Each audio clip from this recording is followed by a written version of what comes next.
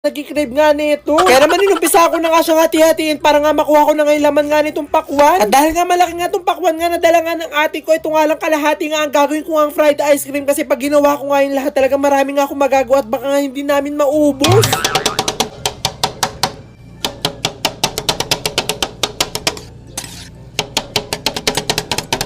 Sasamahan natin siya ng strawberry.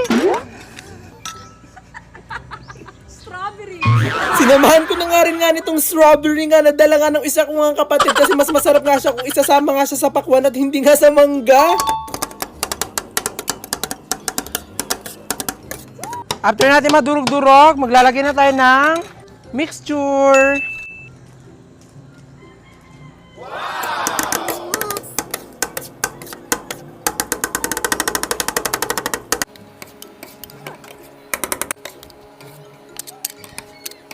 Amazing!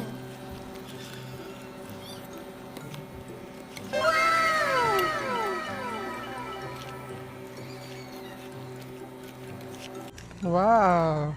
At ito na nga finally, nandito na tayo sa final step nga nitong paggawa nga ng ice cream roll nga. Ito yung nga hati-hatiin na nga siya para nga talaga malagay na siya dito sa lagayan. Hinati ko nga lang ng pabox-box nga itong ginawa ko nga ng ice cream roll para madali ko nga silang malagay dito nga sa cup.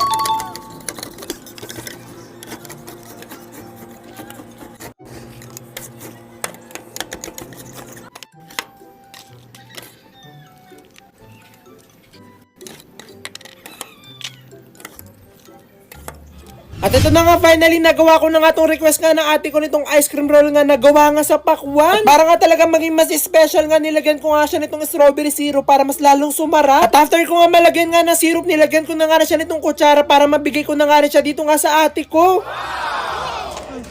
Thank you. I want to eat.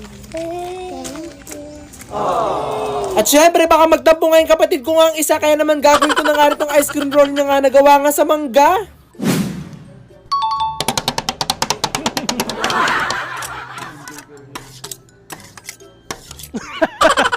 At sa lahat nga ng prutas na ginawa ko nga ang ice cream roll, talaga ito nga yung pinaka-favorite ko nga na flavor nga itong mangga kasi perfect na perfect kasi lang itong mixture nga itong ice cream roll. Naghahalo nga kasi yung tamis nga nung mixture pati yung medyo maasim nga na mangga, kaya talagang perfect na perfect nga talaga yung lasa niya. At dahil nga favorite na favorite ko nga to, hindi na nga ako nakapagpigil, kaya nung natapos ko na nga siya, agad-agad ko na nga siyang titikman.